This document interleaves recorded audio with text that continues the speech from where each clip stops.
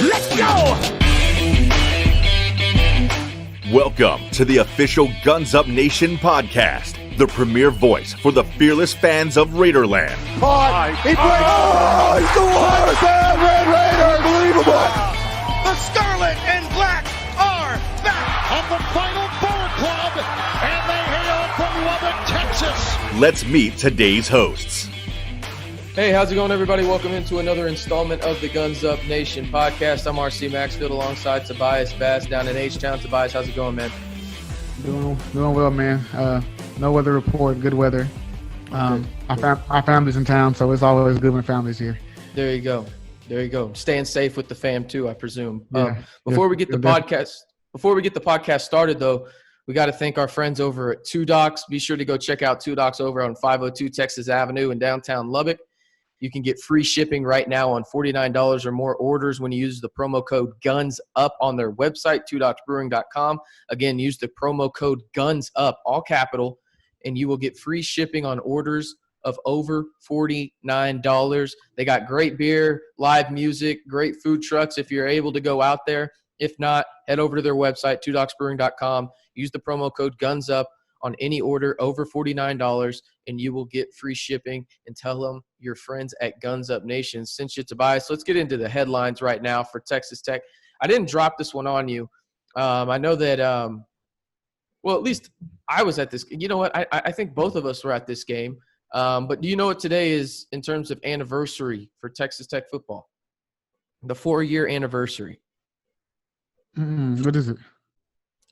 Mayfield versus Mahomes. Yeah, that's what I thought you were gonna say. Yeah, no, we definitely both were at that game. Yeah, I was. Where were you sitting in that game?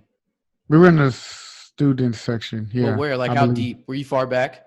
No, we weren't always, with the lifers in the very front, but we were probably like the back part of that section. I was definitely like where that wall is. Yeah, I got you. Yeah, no, I was one of the people you called. What'd you call a lifer? The lifers, the ones that are just down there. They've down there faithfully. That was me. Like I remember you've met my friends Jack and then Mike. We got there. I can't even remember what time kickoff was. Because it was a night game, right? So kickoff was what, at like 6:30? No, it was during the day because it was hot. It was hot that day. No, it was a night game. It might have turned into night, but it wasn't like it was an afternoon game. You're right. Yeah. Okay. So I just remember getting there super early. I'm talking like 5-6 hours before the gate opened. Yeah. And we were just like Mike, Jack, and I. We were just playing cards and stuff like that before. And we got down and we were sitting first row on the 40-yard line in the student section. So. Oh no, you had great seats. Yeah, it was crazy. We had the same exact seats we had for that game as we did for the TCU tip ball, God loved purple more than red game, as I like to call it. But that was a crazy game. Yeah, no, it really was. And then so for everybody that doesn't know, which I feel like if you're a Texas Tech fan, at this point, it is the 4-year anniversary for that. Be sure to head over to gunsupnation.com. Andrew McCleary wrote a great article about his experience with that game, how he was at one of his friend's weddings and he had to watch the game on his phone. And he gives his argument why you should never have a fall wedding during football season, only if it's on your team's bye. And,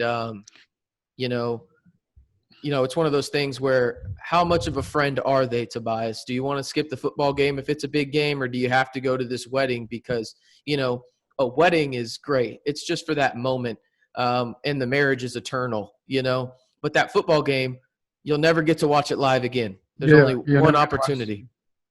Oh yeah, I mean, if you have to go to the game, let's say like it's like your wife's best friend, you have to go. Okay, that type of thing. You're gonna have to get maybe some AirPods or some device and watch the game because you don't want to be that guy, but at the same time, you need to be that guy because like you said, you're never gonna get a chance to watch that game in person. Like you have to. Yeah. No. Yeah. And like I said, Andrew wrote a great story about it called Throwback Thursday Mahomes Magic. Really, really good stuff over there. So be sure to go check that out over on the website. And he even left the link at the bottom right there to go actually watch the whole game on YouTube. But a lot of good stuff right there. What's up? I'm looking at I'm looking at the stats for this game. There's so many NFL players it was a few years ago, 4 years ago, but even Mixon, he has 263 on the ground, 2 touchdowns, 114 yards receiving, 3 touchdowns. D.D. Westbrook, he hasn't been great in the NFL, but 200 yards receiving, 2 touchdowns. Pat, 734 yards passing, 5 touchdowns. It's just crazy to see. I remember that. That was crazy. Yeah. No, I mean, and Andrew even went over that in the article, that obviously Mayfield was a first overall pick, and then Mahomes went in the first round too. But this was everybody that got drafted in this game from either side. So Texas Tech had Kiki Kuti, and then obviously Dylan Cantrell, Kiki in the 4th round, Dylan in the 6th. And then on the Oklahoma side, it was Joe Mixon, D.D. Westbrook, Samaje Perine, Orlando Brown, Mark Andrews, Bobby Evans, Drew Samoa, and then Ben Powers. So you're talking double-digit pro players in this game. And Siebert, I don't know if he got drafted, but he's in NFL too. Their kicker, he's in NFL. Yeah, he didn't get drafted, but he's also in NFL. It's just there's just NFL players. I mean, was Brooks was he on that team, or he might have been a freshman? I think it was just I think he was there. Yeah, but he played. He had 7 tackles. Yeah, another NFL player. Yeah, he was strictly talking from just that game that played major minutes and everything. But no, absolutely. Broderick is also on the team. He only had a tackle, but another guy that got drafted. I mean, there's ton of NFL talent.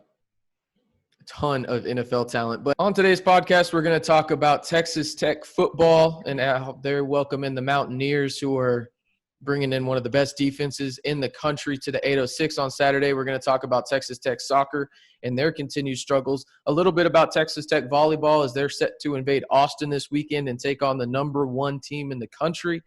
And then we'll also talk about some of the questions that y'all left. I think we only had one question, but we'll be sure to answer it. And then we'll talk a little bit about Texas Tech men's basketball as they started practice late last week. So, Tobias, let's talk about Texas Tech soccer a little bit. It's been a little bit of a struggle so far this year. They're 0-3-2 now on the year after they lose to number 6 TCU last Friday. There was a lot of high expectations for this group from both of us and everybody else as well, I'm sure, within that program. And it's just kind of weird seeing this happen. But when you look at it, the team doesn't have everybody that they're supposed to have. Right. So yeah, I mean, go ahead. Yeah, we talked about this, off air, that Ali Griffin hasn't played, Jay King hasn't played, Penelope, she's played very little. When you have 3 guys or 3 ladies that are supposed to, come in and play significant time and be productive, when they're just not playing, the team's it's a lot different. Like we talked about this before too. I think that coach knows that. I mean, we're just assuming this isn't being reported, but I think all the girls are probably going to come back and are going to just say this year doesn't matter and let's just go for it next year. Yeah, which kind of sucks. But at the same time, injuries and things behind the scenes that we don't know about are going to play a part in that, right? So right. Coach Stone knows his team and that program better than anybody. And, right. You got to have to trust this guy. I think he's built enough trust over the years to trust him in the sense of he knows what's going on. He knows what to do here. And maybe Tobias is right, in the sense of they're just kind of like, all right, we're going to get some girls some really good experience this year in game against Big 12 competition. And then next year, we're just going to put the pedal to the floor and go as fast as we can. So really interesting. Yeah. They're set to face off against Iowa State. The Cyclones come in tomorrow night, actually, in Lubbock. It's senior night for the Red Raiders. It's going to be Macy Hargraves and Amanda Porter getting honored in that one. So you can watch that game on Big 12 Now on ESPN+. And I don't know about you, Tobias. Do you own Big 12 Now or ESPN+? Yeah, we have it over here now, yeah. Yeah, I actually enjoy it. Like, you can watch Double T Insider on there, as well as Texas Tech volleyball, soccer, and a bunch of baseball games will be on there too. So, yeah. I think a lot of people were pissed, like, oh, I'm just getting it to watch that one football game, early on in the year. Yeah. But, I mean, there's going to be some good quality content on there. They're going to have Coach Beard press conferences and all kinds of stuff like that. And so it's going to be really cool to have that. Definitely not a must-have, but definitely a must-have if you want to pay attention to the different kind of sports Texas Tech has outside of the Big 3. I think it's going to end up being a must-have, especially with basketball season coming up. There's going to be several games on there. I mean, last year, you remember we had played a couple of games on Big 12. There was like a Kansas-Baylor game that was on the Big 12 network. I think Baylor played West Virginia. So now you're probably going to want to get it because you're going to be so many games you're not going to be able to see. So I would get it for other people. Yeah, and even if like outside of just watching Texas Tech, you can watch other teams in the Big 12, and there's other good content on there. Actually, one of my favorite things, not a huge ESPN fan, but I mean, that's a pretty cool product that they have going on right now, at least for the time being. Everything can change, though. So, again, Texas Tech women's soccer, or I shouldn't even say women's soccer, Texas Tech soccer, forget the women's aspect. There's no men's team. So Texas Tech soccer will have senior night on Friday against Iowa State. And, again, only 2 seniors will be honored in that one. It'll be Amanda Porter and Macy Hargrove. So head out to John Walker, and if you can't, you can watch it on Big 12 Now, ESPN Plus, or you can catch it on the Raider 88.1, our good old radio station back in the 806. So, Tobias, let's talk a little bit about Texas Tech volleyball. Volleyball's headed down to Austin this weekend. They played number 2 Baylor. Talk about a weekend back-to-back for Texas Tech. They played number 2 Baylor last weekend, competed with them a little bit early on in that first matchup on Thursday night. I got to watch a little bit of it. They came out just all systems going, but in typical Baylor fashion, they're just the more talented team. Nothing wrong with that, losing to a team like Baylor. And they won in 5 sets, and then Baylor came out on Friday and just routed Tech 3-0. But now Texas Tech heads down to Austin to play the number 1 team in the country, the only team in the country that has beaten Baylor. What kind of expectations do you have for them this weekend?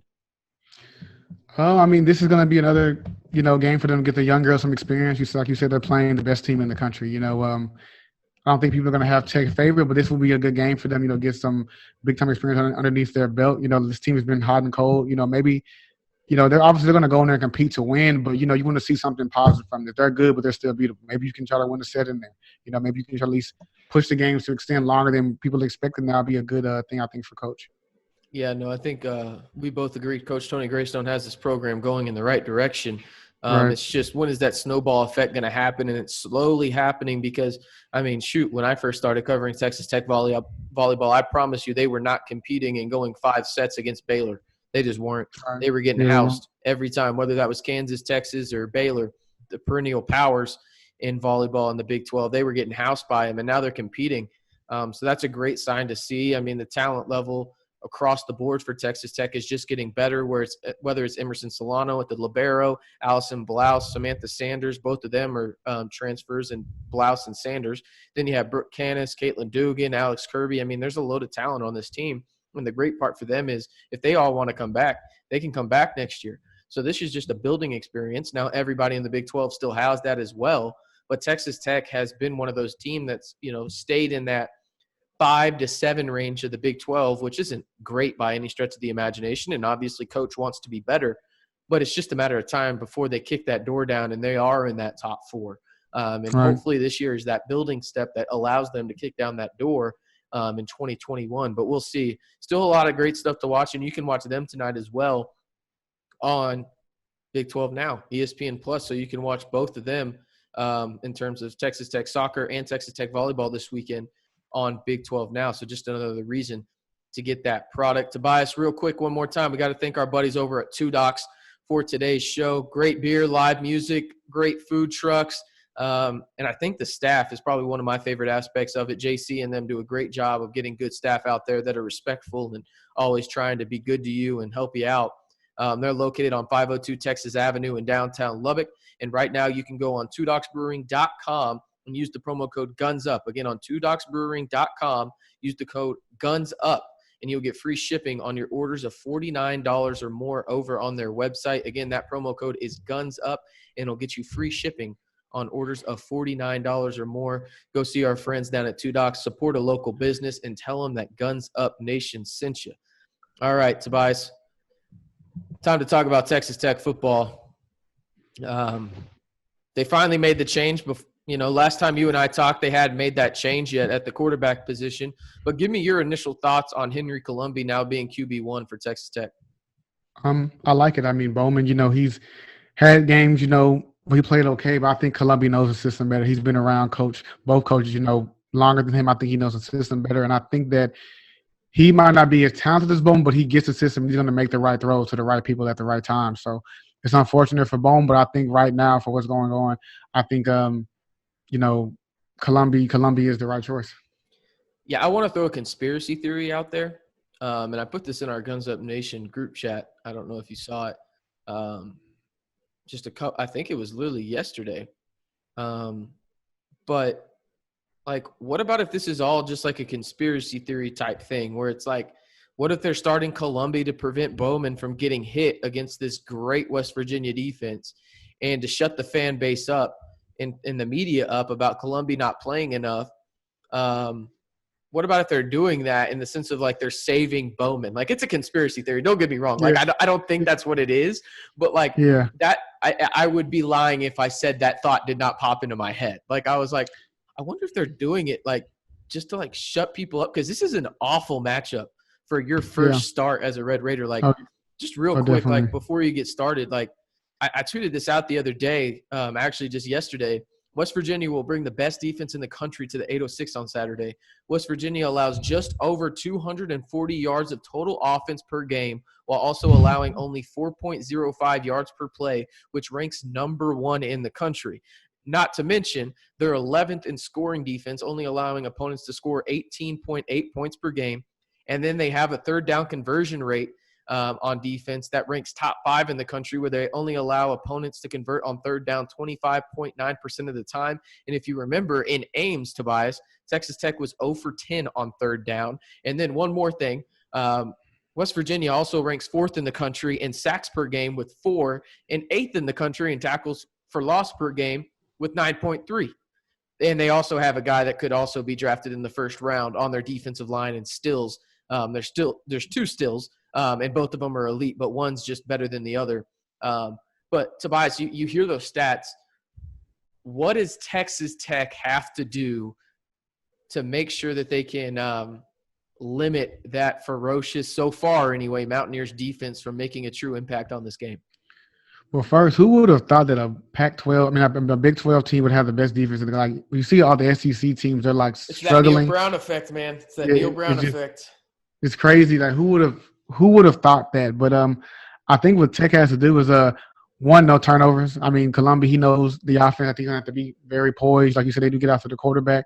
Line's gonna have to block. They're probably gonna be after him, but don't throw floaters up in the air hoping someone's going to get it. Sometimes it's unfortunate, but you might just want to take the sack instead of, turn the ball over. I'd rather you punt than you keep throwing interceptions, that type of thing. So I think I'm going to have to limit turnovers as much as possible. Maybe, get the ground game going. We have a very good running back. Maybe get Thompson involved early and often. Maybe even if, we love throwing tunnel screens, maybe throw him a couple of screens sometimes and get him open. Yeah, I'm really interested to see how they use the running backs now, because obviously Columbia has come in and 2 pretty difficult situations. One was more garbage time related with Iowa State, but they used Xavier White a lot more when Columbia was in the game. Yeah. So obviously Thompson's going to play, but I wonder if, with Columbia back there and them running a little bit more of RPOs and them actually being effective with Columbia, does that mean Xavier White gets a little bit more run time? Because it looked like him and Columbia had a little bit of a rapport on those RPOs. So I do agree with the run game, and I think RPOs is going to be a big difference. I know I talked about it on the site, again, gunsupnation.com. I wrote an article about what you can expect with Henry Columbia as the new QB1, and my main point was RPOs. With Bowman, you can run an RPO, but if you're a defensive player, you ain't taking it serious. It's going to the running back, or it's going to be a tunnel screen out wide. There's no in between. Sure. With Columbia, it's different. Like, you actually have to, take into account, obviously, the running back getting the ball and him passing, but he can also run a little bit. I'm not saying, he's Lamar Jackson by any stretch of the imagination, but he's capable of getting, 7 yards or maybe a little bit more on an RPO if he reads it right. So really what I think is going to happen is Texas Tech, like you said, they do definitely have to limit the turnovers. And I wonder what it's going to be like, too, because this is a homecoming game for the West Virginia quarterback, Daggy. He's a Lubbock native. His brother played at Texas Tech. Texas Tech didn't really recruit him too much. He ended up going to Bowling Green, and then he transferred to West Virginia, but he is a Lubbock native. So I wonder what that impact is going to have is, does he have more pressure on his shoulders? Does he put more extra little pressure on his shoulders, or is he just playing more free? Like, hey, my family's here. Let's ball out. I'm back home. We've seen it go both ways for athletes. So I wonder how that's going to play. But on the RPO aspect for Columbia, that's going to bring the linebackers in because they're going to have to respect the run a little bit more. And I was discussing this with somebody on Facebook. I forget their name. But in the RPO type setting, specifically in the Big 12, it's different everywhere in different conferences and everything. But specifically in the Big 12, when you run the RPO, the linebackers come up more. And the safeties have to stay back because you still typically have, 4 guys that can run a route on the play? So the safeties still have to stay back.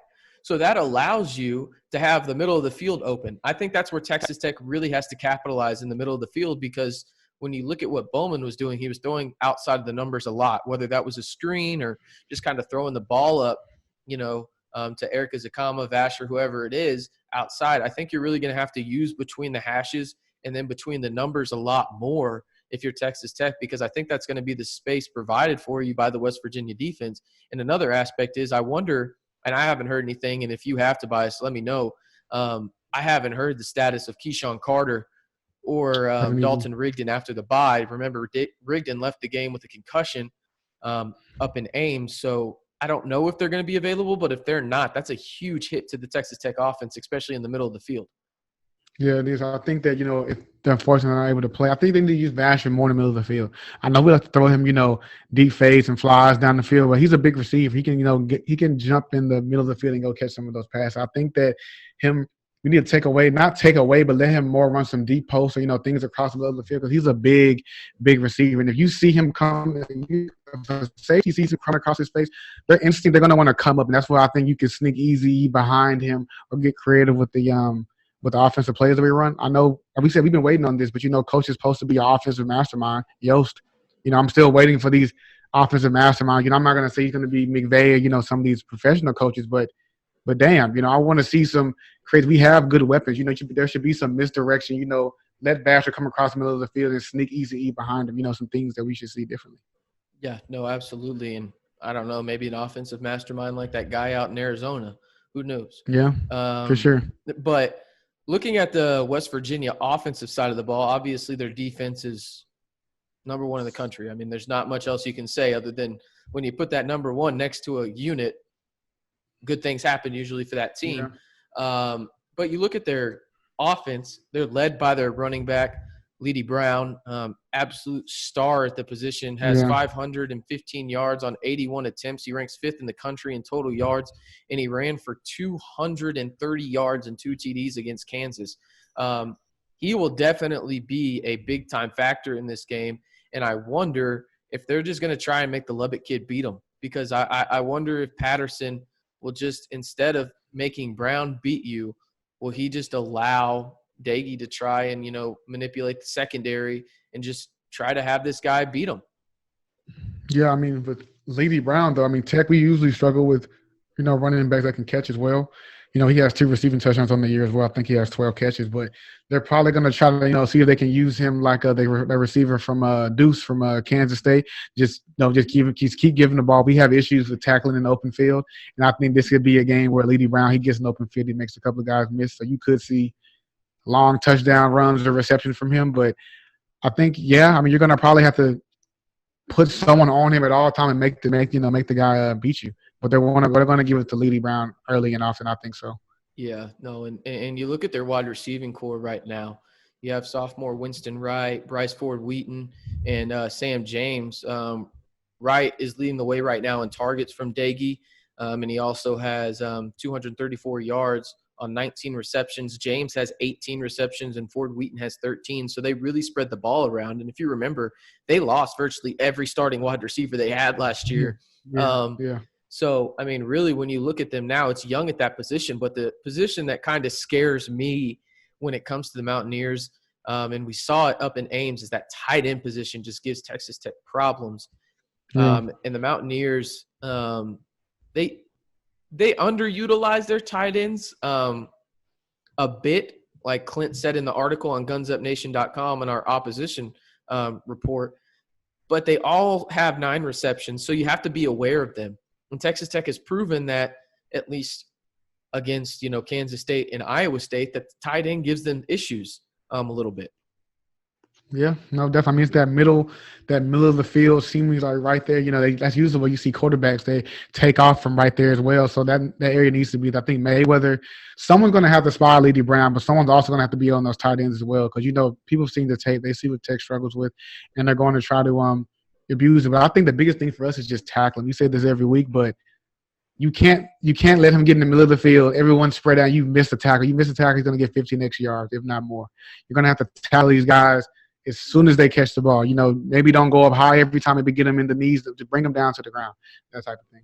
Yeah, we're talking to you, Eric Monroe. Tackle a tight end. Don't try and strip the ball like Peanut Tillman, man. Actually just try and wrap the guy up and don't allow a 66-yard run and catch down the field to set up the opposition. So now let's talk about special teams a little bit. Texas Tech has struggled a little bit on that end. The Mountaineers, it's special team stars, their linebacker, Lowe, and their backup linebacker, Chandler Samodi. But Lowe has the most appearances for them. Special teams is going to be a big factor for Texas Tech because, it hasn't lost Texas Tech games this year, but it definitely has put them in difficult situations where the defense struggles. And that's another point I wanted to bring up, Tobias, is, by no stretch am I trying to defend the defense. The defense has not played well this year. But the offense hasn't put them in a lot of great spots either, Nope. Not at all. Especially at Iowa State and Kansas State. And, I don't want to make it seem like the, defense is, oh, my goodness, they'd be a top 10 defense in the country. Like, no, they wouldn't be. But last weekend, or I guess not last weekend, 2 weekends ago in Ames, they were on the field for over 40 minutes, Tobias. There's no way you can win a game and ask your defense to do that. You can't do it, they were put in awful situations. And I don't know. I think Texas Tech's defense is definitely better than what it's perceived as, but at the same time, there's a lot of work that needs to be done in that unit. And I think West Virginia, albeit they haven't played greatest competition in the Big 12, Baylor, Kansas, and now they're going to play Texas Tech. I think this is kind of, a measuring stick, and obviously they played Oklahoma State too. So they got one big of the powerhouse teams out of the way. But you look at it, they've had a pretty easy schedule so far. So my question is to you on their defensive side, do you think it's the competition they played, or are you taking this West Virginia defense seriously in the sense of they may not be the best defense in the country, but they're a top 10 unit? I think it's more of, the teams they play. Like I said, they play Eastern Kentucky 56-10. They get a bye week, an early bye week. They play Oklahoma State, they lose, but they only give up 27. Baylor's not as good as they were last year. Kansas is what Kansas is. They're not very good. I think it's more of the teams that they've played. So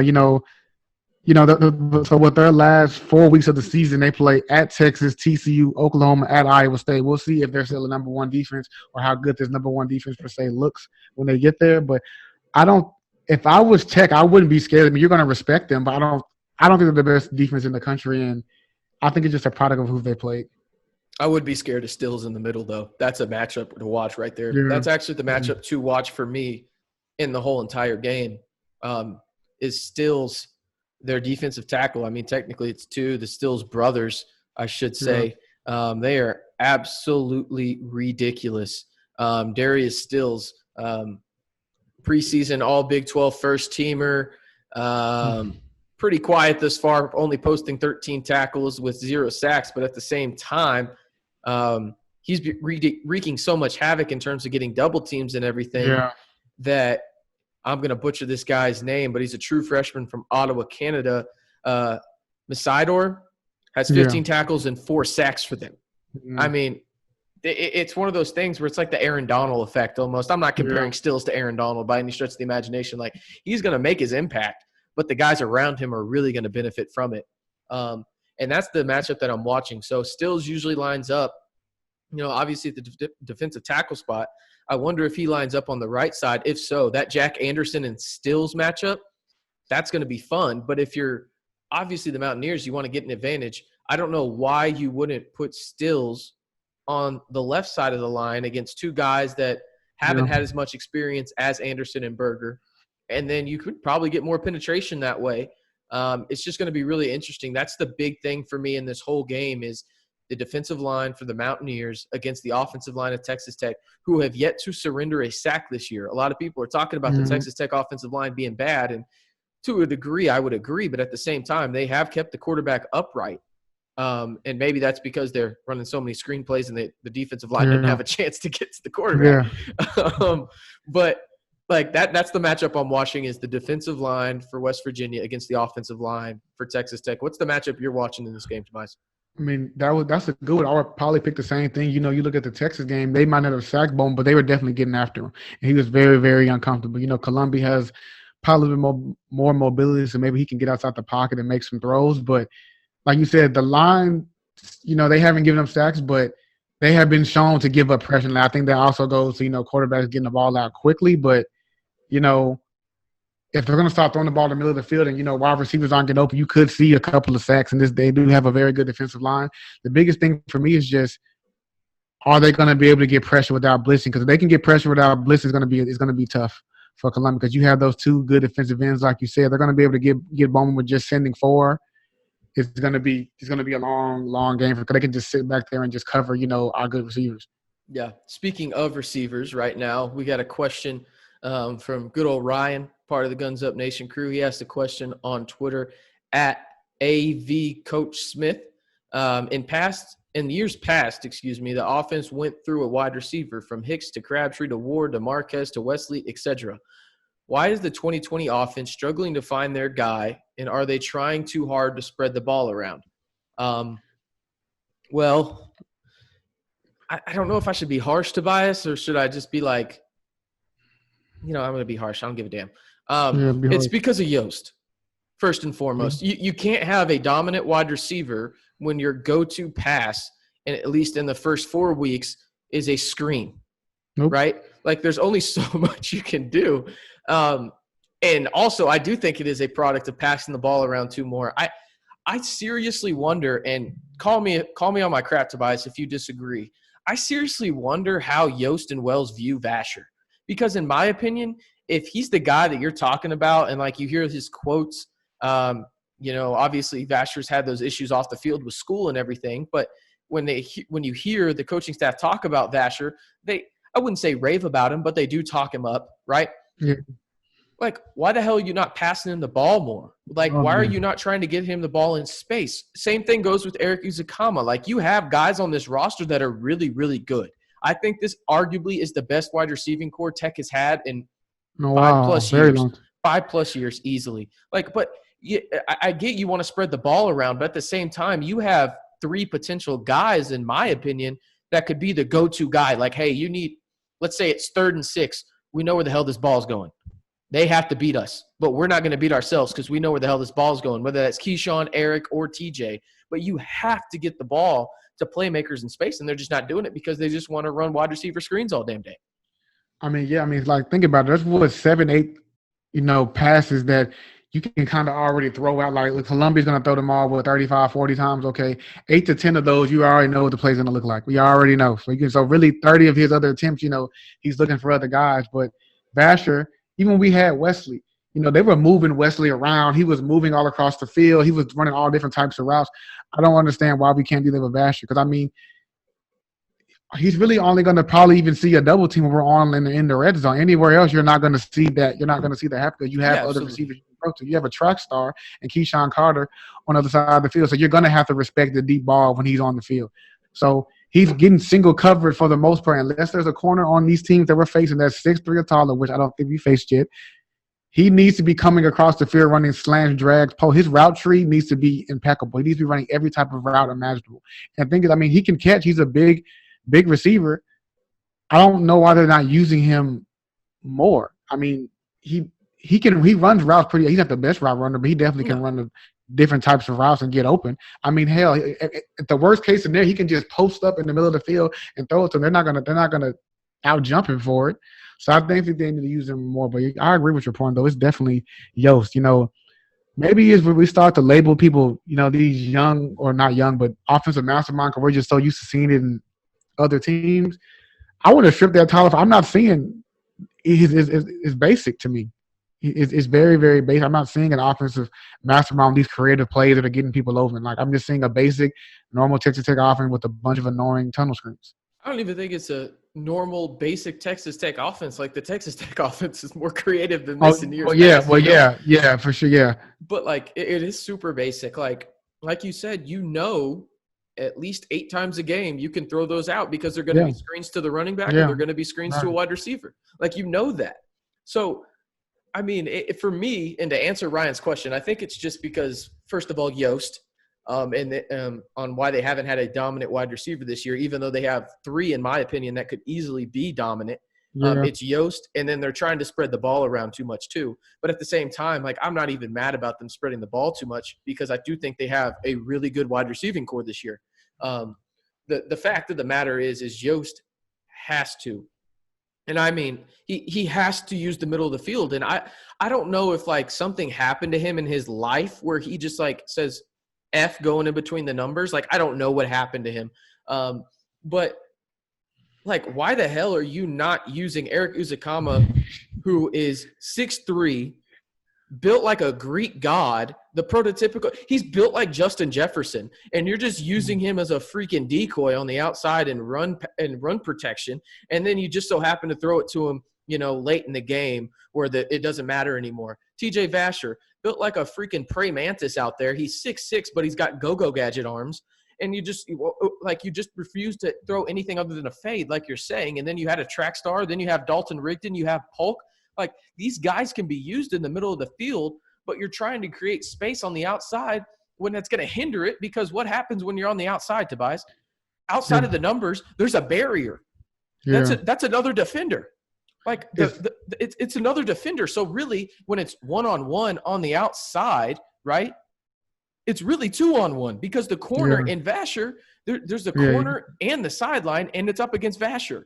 And Texas Tech has proven this year that they have just not been good at throwing the deep ball, regardless of if it's Columbia or Bowman. They've just missed deep shots just consistently this year. Yeah, I mean, when you even look at like Vash, I mean, it's almost kind of even hard for him. I guess, like, if I'm a scout looking at potentially drafting and receiving, it's almost hard for me to see how much better has he really gotten, because he's running, these basic routes. He's not getting targeted. I can't even see what he does when he has the ball. I can't even see, is he a guy that can break tackle? Hell, I don't know, because he doesn't get the ball enough. Or when he does get it, it's in the end zone, so it's like a 2-yard reception. I don't know. Then it's like, Keyshawn Carter, you can get him in space, but you have receivers. You have 2 receivers that run pretty good routes. I think Easy runs pretty good routes. And you have Vasher, who's a big physical target. I think you need to use him. You need to use him better. There's different routes I think that he can run. Like I said, he's physical. He might not be the strongest of guys, but he plays bigger than what he is, at least physically. You could throw him a good post or a cross or a slant across the middle of the field. I think he'll be fine.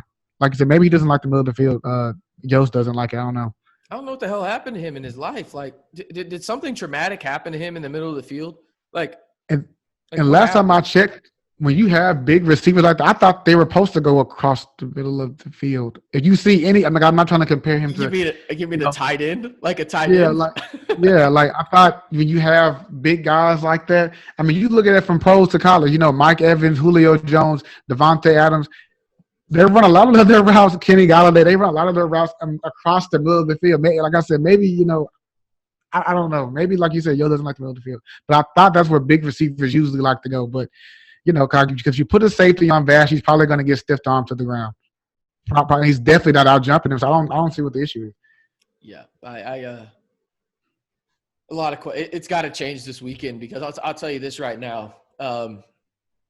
If Columbia looks bad, I don't see any scenario where where Coach Yost is the offensive coordinator by the end of the year. I really don't. Like, that can be your guy, Matt Wells. Like, he can be your guy. I get it. Like, Tobias, if you were the offensive coordinator and you were calling, plays like David Yost right now, and I was the head coach, you would have been fired. Like, you'd be fired.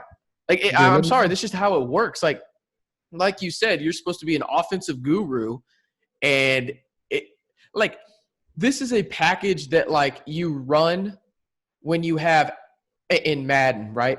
When you're rebuilding a team and you're using a quarterback and you're using a quarterback where there's no offensive line, and you're like, I legit have 2 seconds to get the ball out. Like, and we're using a quarterback that's like, I don't even know, like Andy Dalton or something, or like he can't really move, and you're just like, I got to get the ball out quick, and I have no playmakers. But you have playmakers like everywhere. This is arguably the greatest set of playmakers, including the running backs, tight ends, and wide receivers that Texas Tech has had in 5+ years. Like, what the hell are you doing?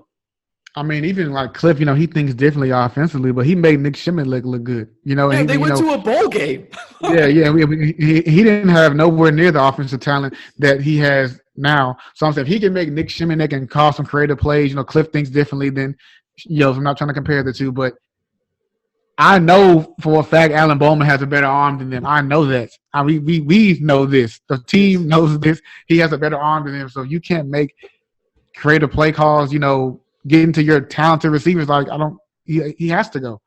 Yeah, I don't understand. Like, and I feel like I've been pretty like laid back in the whole thing, like in the sense of I did like the hire by Wells. I know you weren't 100% on board with it at first. I remember, I don't think chastised is the word. That's not fair to say, but I definitely got a lot of flack from you, Andrew, and Derek when that was announced on our radio show. And I said that I liked the Matt Wells hire, and y'all kind of went off on me, if you remember that.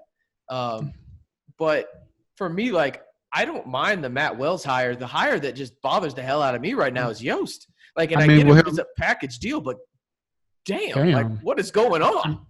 I mean, look at Tennessee's head coach. He fired his buddy, the defensive coordinator, and he signed a 2-year deal. He fired him in the first 7 months. He fired him the other day. So I'm not saying, I'm trying to call for a man's job. I don't want to see anyone get fired, but exactly. I mean, you have to do something to keep that job. Yeah, like anybody. Yeah, right. Anybody, and like I said, when you have talent, I mean, I think that, Coach Wells probably needs to – I don't want to be dramatic, but I feel like it needs to be almost a come to Jesus moment. Like, he needs to sit him down. Agreed. We have talent. Like, it's like and here's what's going to make me matter. Next year, when you have he's a freak at the quarterback position, you don't need to limit him because like I said, he's very, very, very talented. And, I don't want to assume things, but I think, some of the guys are weapons that we have, most of them are going to come back. And you don't talking about Byron Morton real quick. Morton. Go ahead. Right. Sorry. I don't think you shouldn't be getting in the process of when you're limiting quarterbacks. Obviously, they're not thinking about Norton next year, but, I mean, Bowman, he has talent. He has a good arm talent. Columbia has talent. He's a little bit more mobile. You don't need to get in the neighborhood of start limiting your quarterback, especially when you have talent around him. You're going to have a quarterback next year that's special. You don't need to get into that business of doing that because it makes it hard for just a lot of for the recruiting, the kid and itself. I haven't spoken to people. I would assume some of the receivers, some of the players are probably frustrated, with their lack of targeting. They have to be.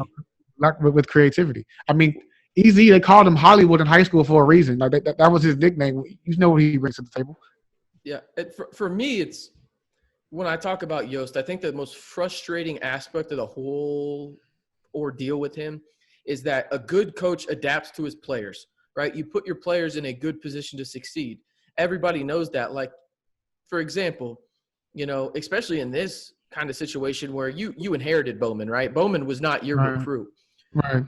You have to adjust if you're a coach. Like, I think everybody would agree that Bowman has more arm talent, and Bowman is probably more talented in the sense of over Columbia, right? Like, Is Bowman a great Big 12 quarterback? Probably not. Like, there was early on in his career that he was getting compared to Brock Purdy and all that kind of stuff. They were in the same vein together. And, he probably got overhyped a little bit. It happens. Like, but at the same time, like, if you're a coach and you're seeing that what you're using your quarterback in is not working, you have to adjust. Like, these screens are not working. Use the middle of the field. For Bowman, I just want to know how you can so drastically change from the UT game, right, where they actually used the middle of the field a little bit that game. Like, it was completely different. You go from UT, right, to Kansas State, right? Like, what the hell? How do you change your playbook that much, bro? Like, I don't know if you used the middle of the field 5 times that whole game. And if you did, it was because Henry Columbia came in and had to use it.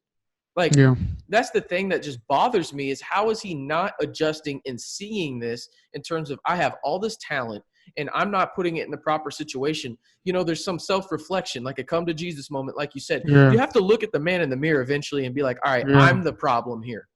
I'm the problem. Yeah. I have to adjust. If I'm the coach that everybody says I was when I showed up here, and I'm the coach that I think I am, I have to adjust to my players. And he just hasn't done that. And it's frustrating because, again, we're talking about a, perfect situation here. If you put Patrick Mahomes on this team, holy damn, right? If you put really anybody, like you put Davis Webb on this team, I think it'd be better. Davis Webb did not play great here. You know what I mean? Yeah. But like Nick Shimonik plays better here. Like and maybe the common denominator is Cliff. I don't know. But the thing is, for me, when the packages that you were running, like you said earlier, are just so damn basic that you cannot get your playmakers in space. Every throw seems to be contested, right? Yeah, like, what the hell are you doing? Get your playmakers in space. The air raid is all about space. That's all it's about. And, like, if you want to go look at a prime example of it, go Google Graham Harrell on Fox pregame show talking about the air raid. I thought he perfectly described it, and everybody's calling for Graham Harrell to be the next head coach. I think we've already seen how that works out in terms of an offensive genius coming in with no head coaching experience. But at the same time, like, if something doesn't change with Yost, he's got to go. And then I'm telling you this right now, Morton will start next year because it will give Wells a longer leash in the sense of he'll be able to say, like, well, I'm starting a freshman quarterback. Freshman quarterbacks aren't supposed to be great right away, so he buys himself another year. That's what's going to happen here. And also the fact that Texas Tech the athletic department doesn't want to pay the money that's guaranteed to him. Yeah, no, for sure. Yeah, but like you said, I've never seen Basher able to catch a pass when he was in space, was able to, his yak has to be terrible because he's always getting tackled immediately. He tackled immediately. Unless they're just flying wide open and scoring long touchdowns like that, I don't really see, them ever having a pass where they're open in space, they're able to make somebody miss. And I mean, other teams are doing it. Why can't we do it? And some teams don't have nowhere near the weapons that we have. And I don't understand why he can't do it. But I think that Wells needs to sit him down, have a come to Jesus. Maybe they can go over some plays together or something. I don't know what they need to do. Maybe play Madden for a couple of days and figure out some type of play call they need to do to get these guys. Yeah, no, it's definitely frustrating. Real quick, we got time for just one question or one thought real quick. Okay, Tobias, I know you said we were going to talk about Texas Tech men's basketball, and this is where that's happening right now. John Rothstein, I think a lot of people follow him on Twitter, tweeted this out the other day. Several Big 12 coaches believe that Texas has the league's most talented roster from top to bottom. Longhorns return 100% of their scoring and add Greg Brown. We both have a lot of thoughts here. I'll let you go first, though. First of all, I want to know who – we're never going to find this out, but I want to see who is we. Also, how many is several, real quick, just to put that in there? Yeah, several sounds like a lot. Yeah, like several makes me think like 7. Yeah, I was going to say over half. Yeah, I was going to say over half, and I don't understand where they get information from. Like Matt Coleman, he played decent last year. I mean, I think last year was the first time Texas – they had a big man that didn't get drafted in the first round. I think that was like the first time it didn't happen. But they're okay. Like they have a good backcourt. I mean they bring back a ton of experience. But I feel like ever since Shaka's got there, they pretty much underachieved. So last year you had Matt Coleman.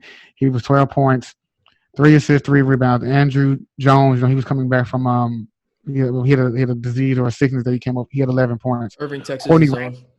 Yeah. He's very good. Courtney Ramey, he started playing a lot of minutes late, but he can shoot a little bit. Jared Liddell, he was like a high 4-star recruit. He barely played. Donovan Williams, he's from Houston. He went to a school in my district. He was like a high 4-star recruit. Didn't play. They add in Greg Brown, who's super talented and athletic, but they don't have a better backcourt than Baylor. They don't have a better backcourt than Kansas. Yeah. Yeah, and I don't think they have a better backcourt than Tech. What he's saying, if he's saying they think that he's saying that that's with McClung, though, right? You're assuming that McClung gets the waiver. Yes, assuming McClung plays. What he's saying is they have a good shot to win the Big 12. But that's what I heard. I'm interpreting at least. Sounds like it. I mean, you say a team has the most talent. You're saying that these several people, which I don't, it have to be people in their own locker room. That's maybe what he meant.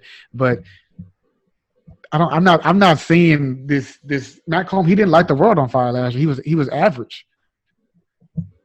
I mean, he had those moments where you were like, oh, maybe this is the game that Matt Coleman, puts it all together and then he builds off of it. No. And just like, for me, like, again, when I hear several, I think of more than half. Maybe that's not fair on my part, but listen, let's say everybody gets a waiver that needs a waiver in the Big 12, right? Including Mac McClung. They're probably the 5th most talented team, in my opinion. Okay, you can argue. Like Baylor and Kansas, they're by themselves in terms of talent, in my opinion. Like, Tech. They're in a tier 1, and then tier 2 is Texas Tech and West Virginia. I think there's a substantial gap between Texas and West Virginia, but I would put them in the same tier. And then I would probably put Texas in a tier of their own in tier 3, with Oklahoma in tier 4. And then Oklahoma State right there with them. And then I think, the rest is kind of in their own tier at the bottom. And this might not be fair, but Cade Cunningham, he's better than everybody on their team, and he hasn't played. We haven't seen him play a minute. Oh, I mean, you could argue Cade Cunningham is the most talented guy in the Big 12. Yeah, I'm saying. I don't even know if it's an argument. If we're just strictly going on talent, he probably is. Yeah, he probably is. Yeah, I mean, so when you're talking obviously Oklahoma State, they can't go to the tournament. We haven't seen them play yet, but Cade by himself, individually, he's better than all of them. So for him to even say, as far as having one of the best backcourts, I don't even think that's even fair to say, because one guy on one team individually is better than all of them. If the other guard and Chris Likely, he played very well last year. He played very, very well. If he can be what he was last year, I could argue that they're better. I can argue it. Then they have I can argue it.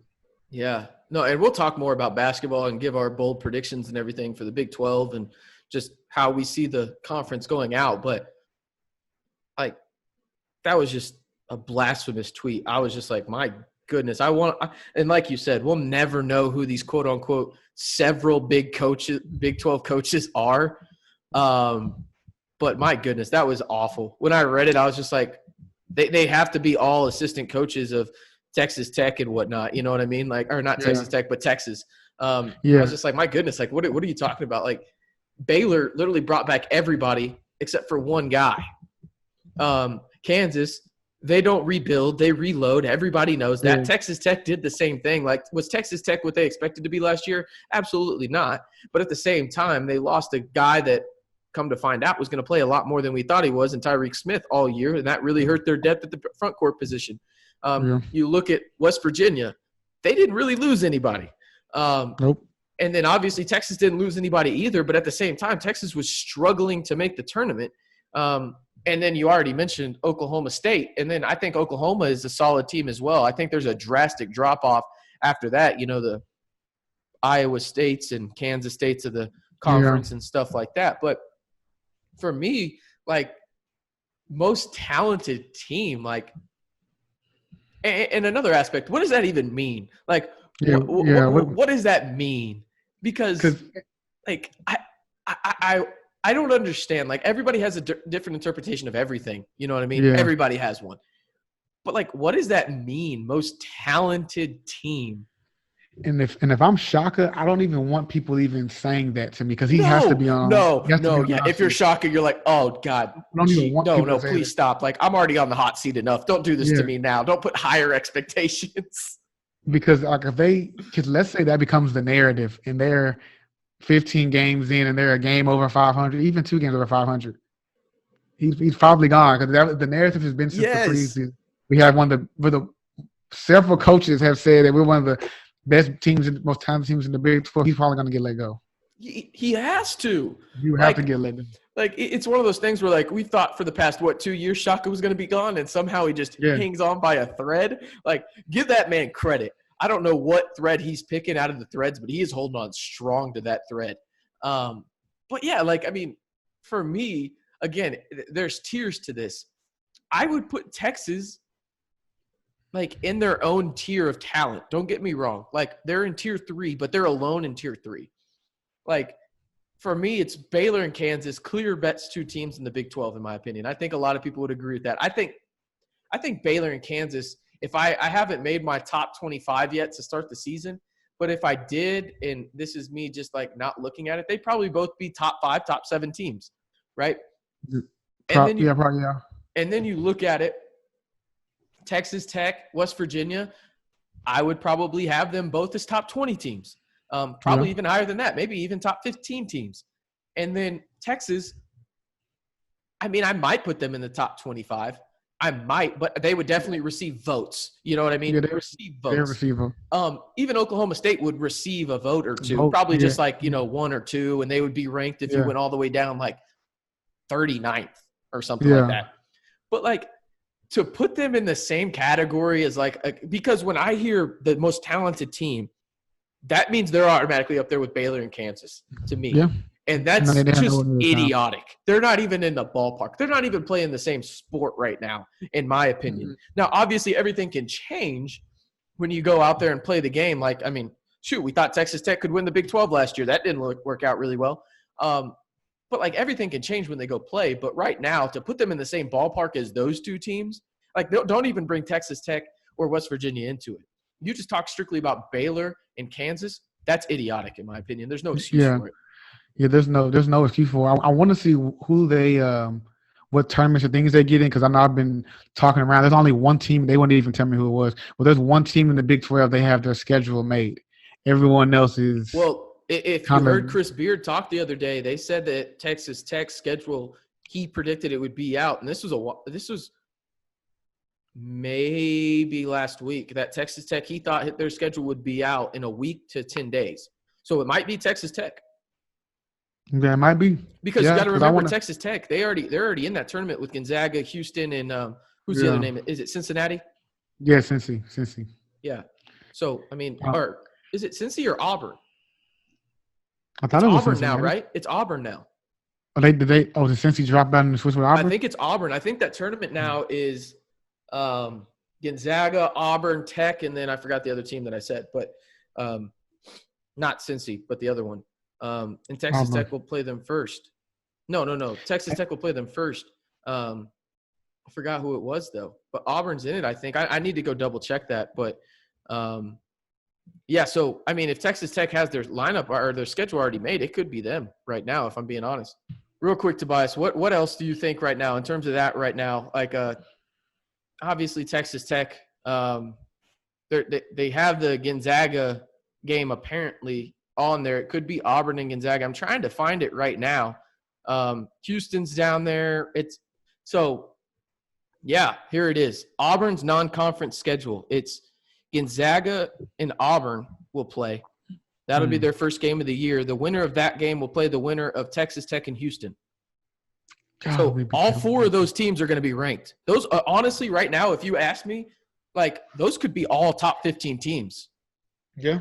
Like in that tournament right now. Like it might be top 20, but it could easily be top 15. Where is it going to be, at Vegas or Florida?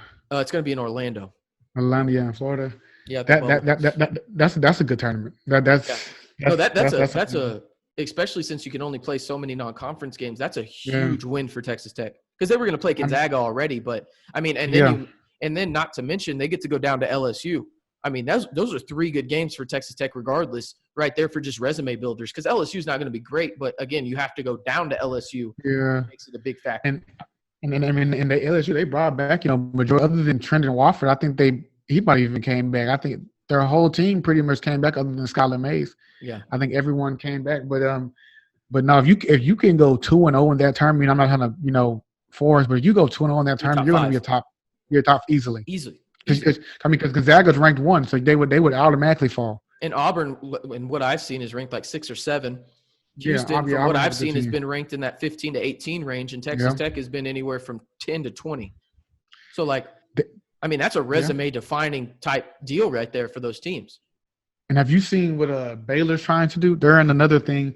They're trying to play Gonzaga, Illinois, and whoever the number 4 team is.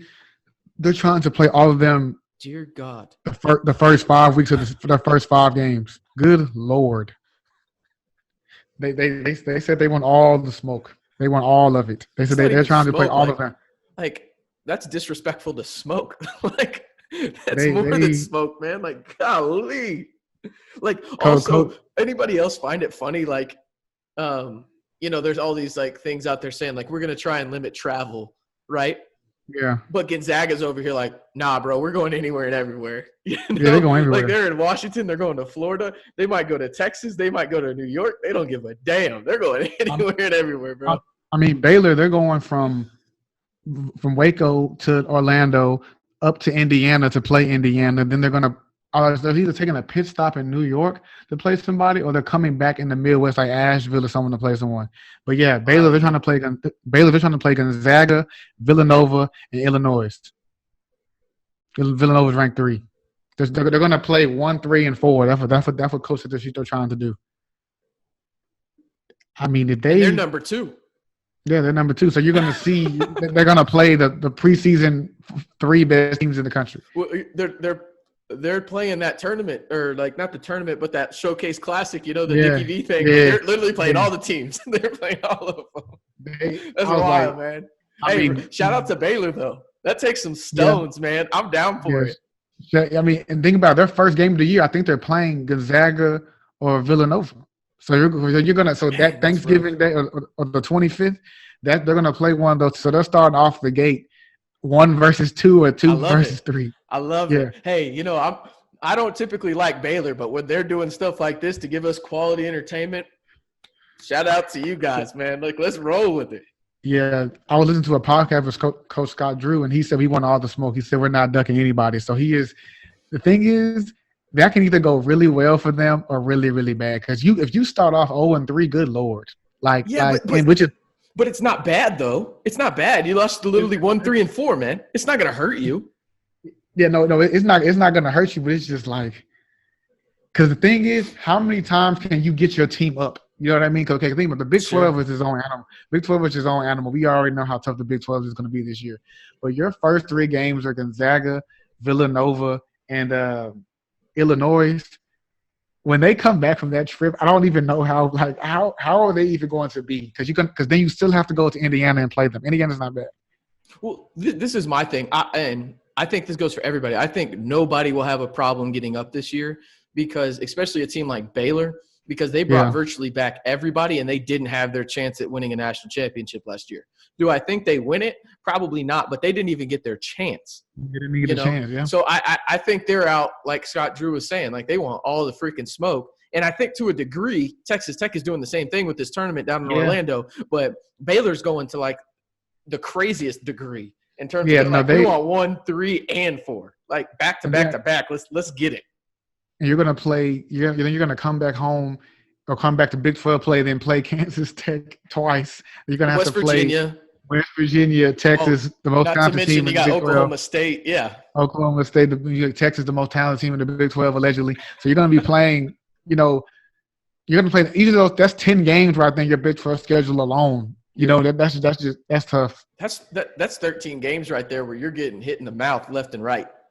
Yeah, I mean, you're gonna have to just keep your team, you know, and the thing is too, that's why I love, you know, talking to good coaches, even like Coach Beard, you know, if let's say they go 3-0, do you know how high their horse is gonna be? He's gonna have to keep them like calm. If you beat Gonzaga, Villanova, and Illinois back to back. Oh, you're talking about Scott Drew? Yeah, you're gonna feel invincible.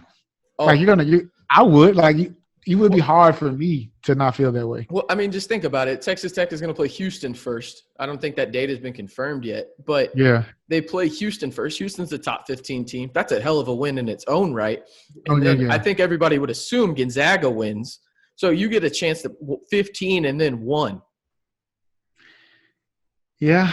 Out the jump. And if you go 2-0, like, geez, okay.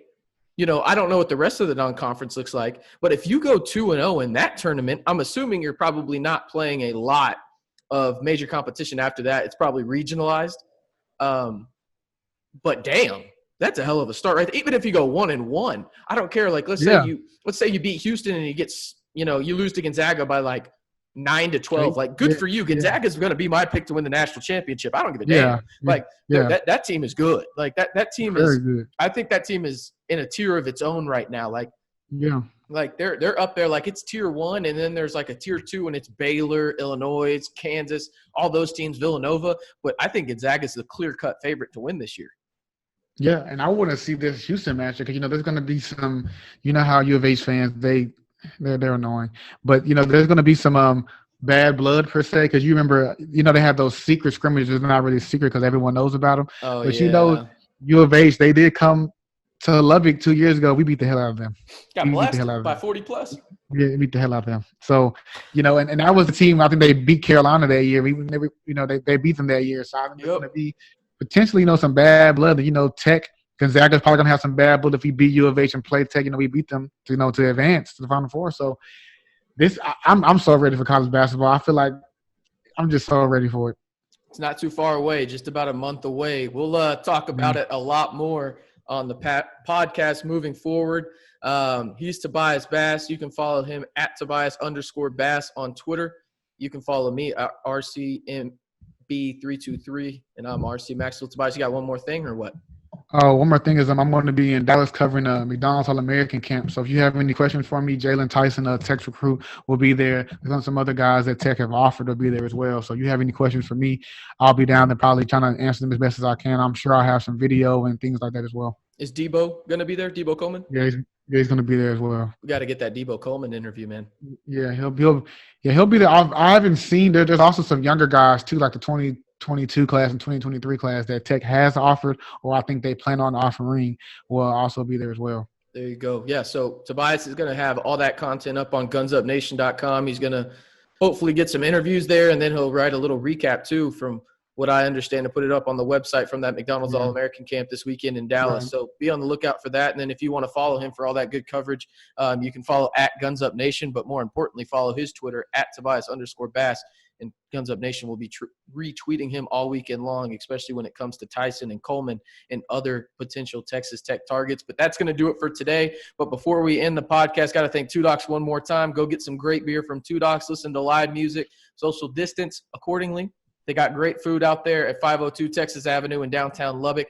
You get free shipping on $49 or more on your order on twodocsbrewing.com. If you use the promo code GUNSUP, again, that promo code is GUNSUP, and you will get free shipping on your orders of $49 or more. Go see our friends down at Two Docs, support a local business, and tell them Guns Up Nation sent you. Again, he's Tobias Bass. I'm RC Maxfield. We'll catch y'all next time, guys. Wear a mask and stay safe. Thanks for listening to the Guns Up Nation podcast. The opinions expressed in this podcast are those of the podcast hosts and do not reflect the opinions of Texas Tech University or its affiliates. Visit our website at gunsupnation.com for more Texas Tech news. Thanks again, and Guns Up.